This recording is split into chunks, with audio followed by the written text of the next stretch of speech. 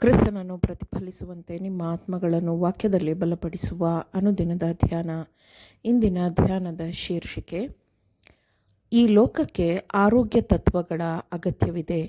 ಈ ದಿನದ ದೇವರ ವಾಕ್ಯ, ಅವರು ರೋಗಿಗಳ ಮೇಲೆ ಕೈಯಿಟ್ಟರೆ ಅವರಿಗೆ ಗುಣವಾಗುವುದು ಎಂದು ಹೇಳಿದನು. ಮಾರ್ಕ 16ನೇ ಅಧ್ಯಾಯ 18ನೇ ವಚನ. ದೇಹ, ಮನಸ್ಸು ಮತ್ತು ಆತ್ಮದ ಅತ್ಯುನ್ನತವಾದ ಬೆಳವಣಿಗೆಯನ್ನು ಸಾಧಿಸುವುದು ಸುಧಾರಣೆಯ ದೊಡ್ಡ ಉದ್ದೇಶವೆಂದು ಆರೋಗ್ಯ ತತ್ವಗಳನ್ನು ಕಲಿಸಿಕೊಡುವವರು ಮನಸ್ಸಿನಲ್ಲಿ ಇಟ್ಟುಕೊಳ್ಳಬೇಕು. ನಿಸರ್ಗದ ನಿಯಮಗಳು ದೇವರ ಆಜ್ಞೆಗಳೇ ಆಗಿರುವುದರಿಂದ ಅವುಗಳು ನಮ್ಮ ಒಳಿತಿಗಾಗಿ ರೂಪುಗೊಂಡಿವೆ ಎಂದು ಅವರಿಗೆ ತೋರಿಸಿಕೊಡಿರಿ. ಅವುಗಳಿಗೆ ವಿಧೇಯರಾದರೆ ಅದು ಈ ಜೀವನದಲ್ಲಿ ಸಂತೋಷವನ್ನು ಉತ್ತೇಜಿಸುತ್ತದೆ ಮತ್ತು ಮುಂಬರುವ ಜೀವನಕ್ಕೆ ಸಿದ್ಧಗೊಳ್ಳುವುದಕ್ಕೆ ಸಹಾಯ ಮಾಡುತ್ತದೆ. ಪ್ರಕೃತಿಯ ಕೆಲಸಗಳಲ್ಲಿ ಇರುವ ದೇವರ ಪ್ರೀತಿ ಮತ್ತು ದೇವರ ಜ್ಞಾನದ ಪ್ರಕಟಣೆಯನ್ನು ಅಧ್ಯಯನ ಮಾಡಲು ಜನರನ್ನು ನಡೆಸಿರಿ.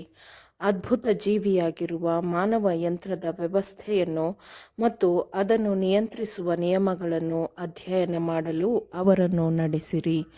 ದೇವರ ಪ್ರೀತಿಯ ಸಾಕ್ಷ್ಯಗಳನ್ನು ಗ್ರಹಿಸುವವರು ದೇವರಾಜ್ಞೆಗಳಲ್ಲಿನ ಜ್ಞಾನವನ್ನು, ಆತನಾಜ್ಞೆಗಳ ಉದ್ದೇಶದ ದಯಾಪರತೆಯ ಅನುಕೂಲಗಳನ್ನು ಅರ್ಥ ಮಾಡಿಕೊಳ್ಳುವವರು ತಮಗಿರುವ ಕರ್ತವ್ಯಗಳನ್ನು, ತಮಗಿರಬೇಕಾದ ಬದ್ಧತೆಗಳನ್ನು ಸಂಪೂರ್ಣವಾಗಿ ವಿಭಿನ್ನ ದೃಷ್ಟಿಕೋನದಿಂದ ಪರಿಗಣಿಸುತ್ತಾರೆ.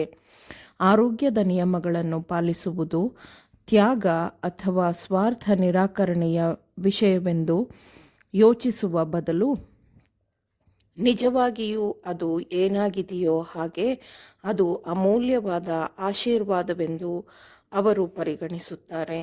ಆರೋಗ್ಯಕರ ಜೀವನದ ತತ್ವಗಳ ಬಗ್ಗೆ ಬೋಧನೆ ನೀಡುವುದು ತನಗೆ ನೇಮಿಸಲ್ಪಟ್ಟ ಕೆಲಸದ ಒಂದು ಭಾಗವೆಂದು ಪ್ರತಿಯೊಬ್ಬ ಸುವಾರ್ತಾ ಕಾರ್ಯಕರ್ತನು ಭಾವಿಸಬೇಕು. ಈ ಕೆಲಸದ ಅಗತ್ಯವು ಬಹಳಷ್ಟಿದೆ. ಅದಕ್ಕಾಗಿ ಲೋಕವು ತೆರೆದ ಅಂಗಳವಾಗಿದೆ. ಸಂಘಟನೆಯ ಕೆಲಸವನ್ನು ವೈಯಕ್ತಿಕವಾದ ಪ್ರಯತ್ನಗಳಿಗೆ ಬದಲಿಸುವ ಪ್ರವೃತ್ತಿ ಎಲ್ಲೆಡೆಯೂ ಇದೆ.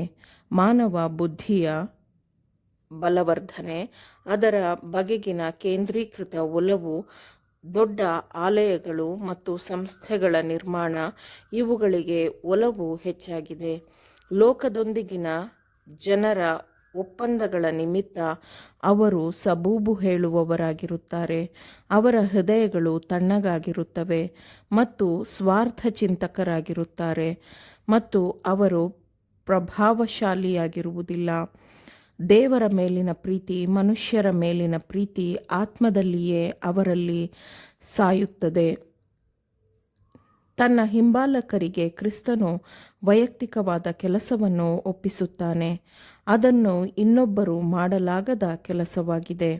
ರೋಗಿಗಳಿಗೆ ಮತ್ತು ಬಡವರಿಗೆ ಅಗತ್ಯವಿರುವ ಸೇವೆ, ಬಿದ್ದು ಹೋದವರಿಗೆ ಕೊಡಬೇಕಾದ ಸುವಾರ್ತೆ, ಇವುಗಳನ್ನು ಸಂಘಗಳು ಇವುಗಳಿಗೆ ಒಪ್ಪಿಸಬಾರದು. ವೈಯಕ್ತಿಕವಾದ ಜವಾಬ್ದಾರಿ, ವೈಯಕ್ತಿಕವಾದ ಪ್ರಯತ್ನ, ವೈಯಕ್ತಿಕವಾದ ತ್ಯಾಗ ಇವುಗಳು ಸುವಾರ್ತಾ ಕೆಲಸಕ್ಕೆ ಅಗತ್ಯವಾದವುಗಳಾಗಿವೆ. ನೀನು ಹಾದಿಗಳು ಬೇಲಿಗಳ ಬಳಿಗೂ ಹೋಗಿ ಅಲ್ಲಿ ಸಿಕ್ಕಿದವರನ್ನು ಬಲವಂತ ಮಾಡಿ ಒಳಕ್ಕೆ ಕರಕೊಂಡು ಬಾ, ನನ್ನ ಮನೆ ತುಂಬಲಿ ಎನ್ನುವುದು ಕ್ರಿಸ್ತನ ಆದೇಶವಾಗಿದೆ. ಕ್ರಿಸ್ತನ ಸಹಾಯವನ್ನು ಬಯಸುವವರೊಂದಿಗೆ ಮನುಷ್ಯರನ್ನು ದೇವರು ಸಂಪರ್ಕಕ್ಕೆ ತರುತ್ತಾನೆ.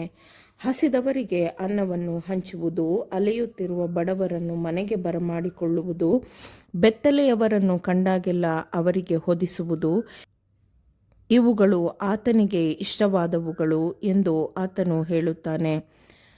ಅವರು ರೋಗಿಗಳ ಮೇಲೆ ಕೈಯಿಟ್ಟರೆ ಅವರಿಗೆ ಗುಣವಾಗುವುದು ಎಂದು ವಾಕ್ಯವು ಹೇಳುತ್ತದೆ. ನೇರವಾದ ಸಂಪರ್ಕದ ಮೂಲಕ, ವೈಯಕ್ತಿಕ ಸೇವೆಯ ಮೂಲಕ ಸುವಾರ್ತೆಯ ತತ್ವಗಳನ್ನು ಲೋಕಕ್ಕೆ ತಿಳಿಸಬೇಕು. ಆಮೇನ್. ದೇವರ ವಾಕ್ಯಗಳನ್ನು ಶ್ರದ್ಧೆಯಿಂದ ಆಲಿಸುವವರು ಮಾತ್ರವೇ ಆಗಿರದೆ ಪಾಲಿಸುವವರೂ ಆಗಬೇಕೆಂದು ನಿಮ್ಮನ್ನು ಉತ್ತೇಜಿಸುತ್ತೇನೆ. ಪರಿಶುದ್ಧಾತ್ಮನ ಸಹಾಯದಿಂದ ಆಲಿಸಿದ ನಿಮ್ಮೆಲ್ಲರಿಗೂ ಧನ್ಯವಾದಗಳು.